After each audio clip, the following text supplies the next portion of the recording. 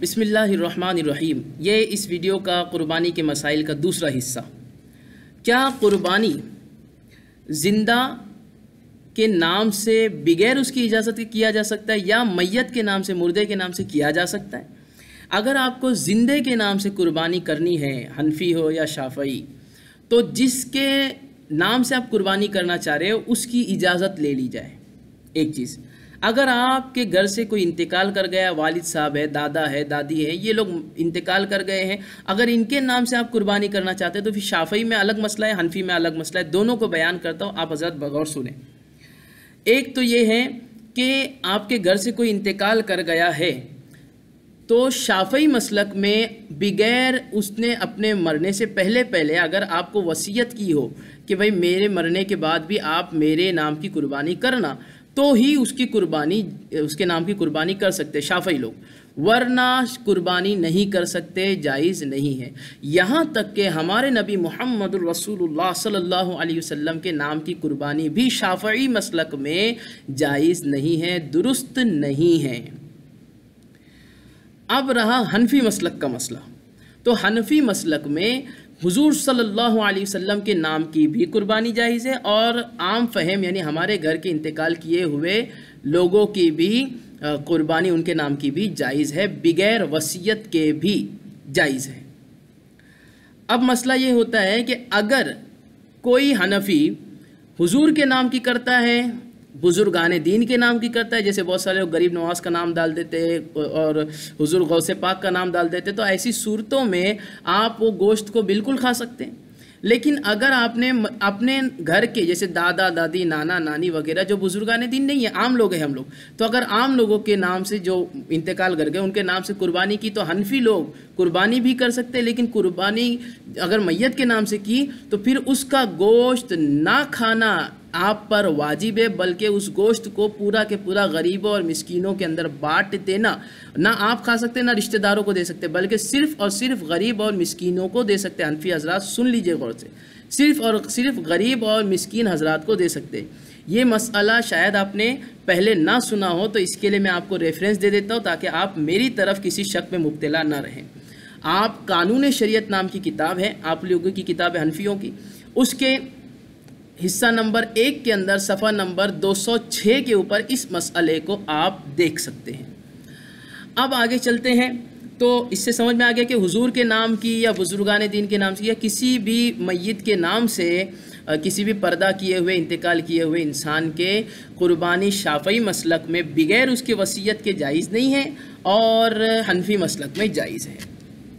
رہا مسئلہ، اب آگے بڑھیں، تو قربانی کے جانور کے اندر کیا عقیقہ، اگر جیسے ہم لوگ بڑا لیتے ہیں جانور، جیسے بھینس لیتے ہیں، بھینسا لیتے ہیں، تو ایسی صورت کے اندر کیا ہوتا ہے کہ ہم لوگ پاڑا وغیرہ کے اندر 7 نام ہم لوگ رکھ سکتے ہیں، 7 حصے رکھ سکتے ہیں۔ تو ان 7 حصوں میں کیا 1 2 3 4 جتنے ہم چاہے، 2 4 قربانی کے نام، باقی سب عقیقے کے، یا سب 6 کے 6 قربانی کے لیکن 1 عقیقے کا نام ڈال سکتے ہیں؟ جی ہاں، عقیقہ آپ بے شک کر سکتے ہو۔ اب سوال یہ کہ اگر عقیقے کا نام ڈالے تو کیا وہ گوشت ہم کھا سکتے ہیں؟ جی ہاں، بے شک اگر عقیقہ کیا ہوا ہے تو آپ وہ گوشت کو کھا سکتے ہو، بانٹ سکتے ہو۔ جیسے قربانی کا حکم گوشت کا، سیم حکم عقیقے کا بھی ہوتا ہے۔ مسئلہ یہ ہوا کہ عقیقہ اور قربانی ایک ہی جانور کے اوپر ہو سکتی ہے اور اس کا گوشت بھی کھایا جا سکتا ہے۔ قربانی کے جانور کا چمڑا کیا مدرسے اور مسجد کو دے سکتے ہیں؟ جی ہاں، غریب کو بھی دے سکتے ہیں، مدرسے کو بھی دے سکتے ہیں، مسجد کو بھی دے سکتے ہیں۔ حنفی شافعی دونوں مسلک میں یہی مسئلہ ہے۔ اسی طریقے سے اب یہ مسئلہ آتا ہے کہ قربانی ہو گئی، اب قربانی کے بعد میں گوشت جو ہے وہ کیسے بانٹا جائے؟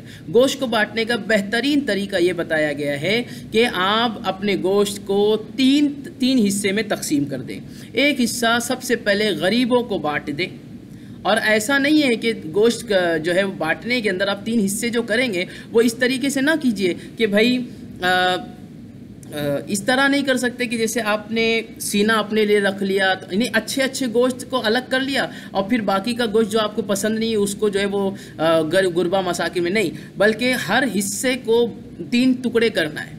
اگر کلیجی ہے اس کو بھی 3 ٹکڑے کرنا ہے، جگر کا ٹکڑا ہے اس کو بھی 3 حصے کرنا ہے۔ اسی طریقے سے ہر چیز کو 3 حصے میں بانٹنا ہے، اور پھر ہر 3 کو جو ہے 3 میں سے 1 غریبوں کو دے دیں گے، फिर एक हिस्सा अजीज़ों में यानी कि रिश्तेदारों के अंदर बांट देंगे, और तीसरे हिस्से को आप खा सकते हैं। अगर कोई ऐसा ना करे, सुन लीजिए गौर से, अगर कोई ऐसा ना करे, ये सबसे बेहतरीन तरीका, लेकिन कोई ऐसा ना करे बल्कि खुद ही सारा के सारा खा ले, घर के अंदर रखे, खा ले, खुद ही खाए, गरीबों को खिलाए ना खिलाए, रिश्तेदारों को खिलाए ना खिलाए, खुद ही सब खा ले, तो उसमें भी कोई हरज नहीं है, गुनहगार नहीं होगा। लेकिन वो सवाब जो मिलना चाहिए गरीबों को देने का, रिश्तेदारों को, वो आपको नहीं मिलेगा।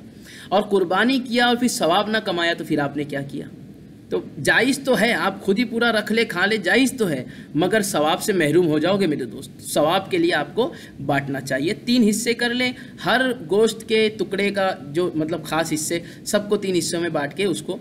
अब यहाँ पर एक मसला मैं आपको और भी क्लियर करना चाहता हूँ। बहुत सारे लोग जो गुरबा होते, मसाकिन होते, या कैपेबिलिटी नहीं होती है कि खुद पूरा जानवर ख़रीद के ज़ुबा करे, तो वो क्या करते हैं? हिस्से वाली कुर्बानी।